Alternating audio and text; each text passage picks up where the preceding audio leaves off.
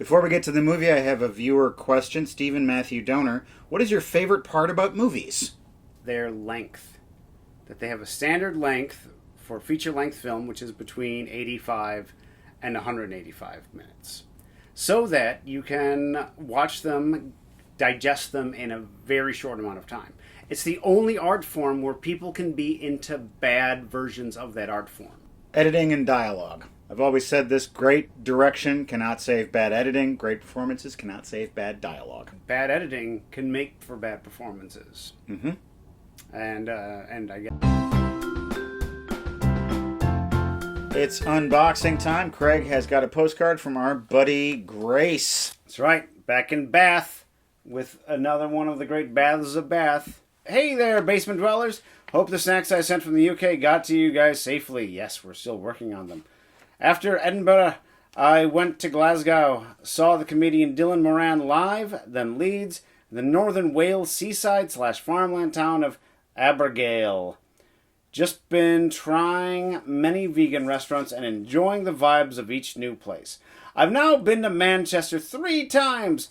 Made it a mission on my trip to visit as many locations using my favorite BBC show, which is Life on Mars, as possible.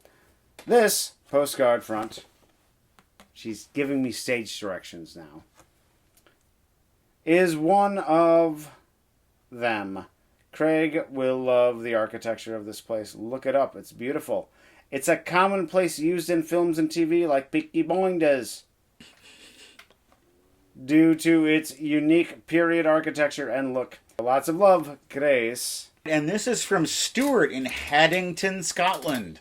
Stuart writes a rather long letter. I cannot read the whole thing. He's a longtime fan, and with the heat wave over here keeping us indoors, I thought to write and say thank you for your very interesting and entertaining videos over the years.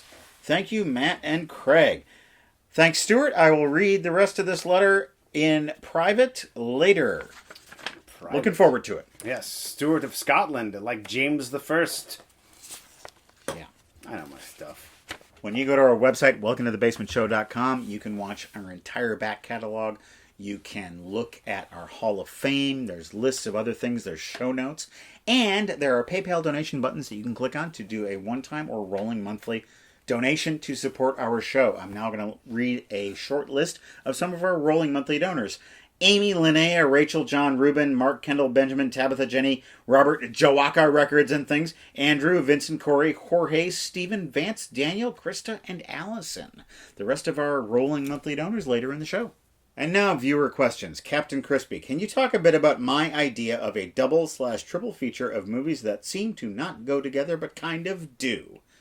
Yes, I can. I have 2 movies here. There are 2 Kirk Douglas movies. They follow similar themes, but they're about different subject matters. And those movies are Young Man with a Horn and Lust for Life. One of them is about Vincent van Gogh. The other one is about a young jazz musician who plays a horn, probably based on someone in real life.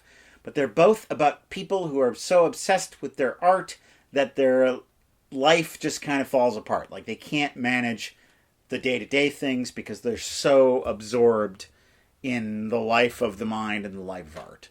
And so these 2 movies, I think, would be a very good double feature. And the same weekend, I saw Alien and The Sweet Hereafter, which both star Ian Holm in vastly different performances. He plays, of course, the android in one of them, and he plays this lawyer who has this kind of midlife crisis and is acting like an android. And Sweet Hereafter is a disaster of a bunch of people who die when they fall through the ice. And then I also saw Titanic that same weekend. Mm-hmm. So Alien, Sweet Hereafter, Titanic.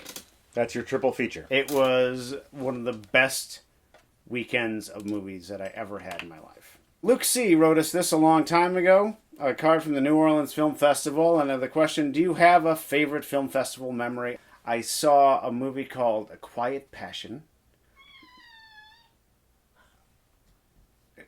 I know. Which was about Emily Dickinson, starring Cynthia Nixon. Which are like 3 things that would be like, I'm not going to go see that movie. I don't want to see a movie called that. But I did because I was at a film festival. And I loved it. And that director was there too. Renowned British director Terence Davies. I had never seen him any of his other movies, and I was like, I'm going to see everything by this guy now. And I've seen 0 of his movies in the last 7 years.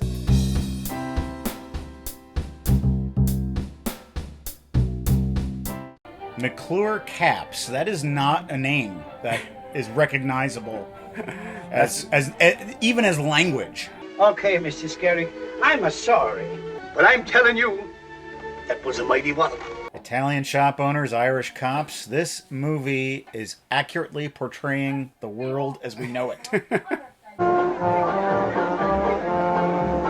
I can only do this kind of dancing. I can't do the stuff with the hips. Oh, now. I wouldn't kid you. I'd never kid you. She's got the clip.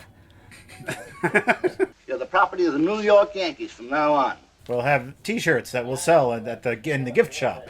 That will mean you. It'll say that, but it'll mean you. Oh, look at me, I'm Babe Ruth. He's still got it. He's so old now, though, that he points like this when he's about to hit the ball. There's a package for you, Louis. It's from baseball. Ring the bell and win a prize. And that is how he attained Mjolnir. Lou Gehrig. The mighty Hercules. Please stop saying that. Lou's done nothing but talk about you. And play lots of baseball. I thought I might have to take a bullet today, so I put this thing in my pocket. We have some very special things to share with you today, folks, because there was an event this weekend called FolksCon. It was a fan convention for the show Beer and Board Games, but there were people who also were fans of Welcome to the Basement who showed up, and they brought us stuff, and we're going to open them right here on the show. That top box there is from our buddy Therese, all the way from Australia, but she delivered it to me in person. That's right. This is an island off the Great Barrier Reef. Greetings, basement dwellers. Usual box of nonsense, including snacks for you all, which are slightly fresher due to hand delivery. Enjoy and keep doing what you're doing. Thanks. Buttons, not snacks. That's for the long-term project that Teresa and I are working on. Oh, I know those. Tiny teddies, a number of them. Yeah, these are good. Oh, curly whirlies, thank you. Natural fish, grain-free, gourmet delight cat food. I think this is for you, not for me. I think these are for the cats. Yes. Yes, I guess more specifically. Postcard from Finch Hatton Gorge in Australia. We have a couple of these micro books that she sends us. They're so tiny. Yeah. For your children. Yes, who have better eyesight than I do. Then there's these. Daryl Lee makes it better since 1927. Oh, it's always good to find a very old candy company. A couple of these lifesavers, one for each of us. Musk, just says musk, so it might be actually taken from the glands of a bull. Could just be musk. And then finally, the movie that made Peter Weir's career, Picnic at Hanging Rock. Ooh, that's a good one. That's scary. Is quite a weird-ass movie. And it's a movie that people are like, oh, it's so scary. And then you go see it and it's like, well, it's kind of weird. And then later you're like, what happened to those girls? What happened to those girls? Well, thank you. When I was at FolksCon, I met a very nice lady named Peggy Whitlock. And her husband, Emil, spent his entire life collecting autographs from thousands and thousands and thousands of people. And so she took a small portion of this collection and decided to gift them to our show. Oh, really? I'm going to share some of them right now. This is not all of them. I will show the rest of them on a later episode. First off, John Forsythe of Charlie's Angels fame, I believe, is one of the Dynasty things. or Yeah. Falcon Crest. I forget which one he was on. Very best wishes and thanks for your kind note, John Forsythe. What a class act, this guy. To Emil, one of my fondest fans. Good luck and God bless you, Dorothy Lamour. She was on the road to places. To Rio, to Singapore, There we go. to Morocco. These are just... Yeah, well, can you just get rid of it somehow? Yeah. There's a little piece of paper. You can wrap it in there. Melvin Douglas. Who was in Ninotchka, right? Yeah, there That's he right. is. Right there. Basement alum, Melvin Douglas. We've got his autograph right there. Look at that. Mm-hmm. I think he was in Ghost Story. I think he made it that long. And we have another Basement alum. She was just on the show this year.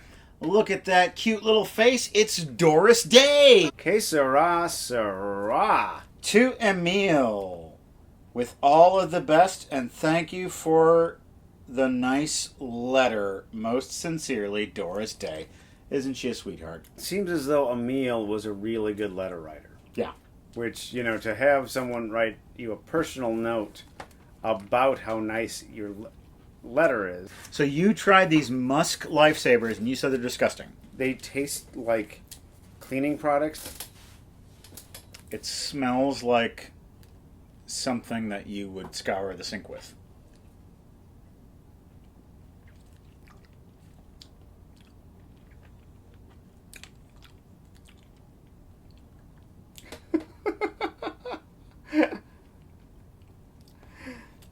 Yeah, it tastes like perfume.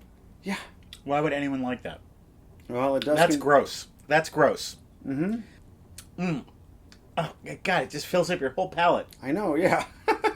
I'm going to tell you, in 3 minutes, it's still going to be there. Where's your paper that you put yours in? I want to put mine in there. That's really, really gross. I need some of this. What are these? This is good. This is tasty. Hey, what's going on, Matt? We have the rest of our rolling monthly donors you can read. Eden, Ryan, Jeremy, Bridget, Austin, Jared, Liam, Elizabeth, Victor, Luke, Grant, Neil, Scott, Grace, Samuel, William, Brian, Brandon, and the Factory Boys, and Jeffrey. This is from Amber in Billings, Montana. Do you know who sent this one? No. Systems of a Down.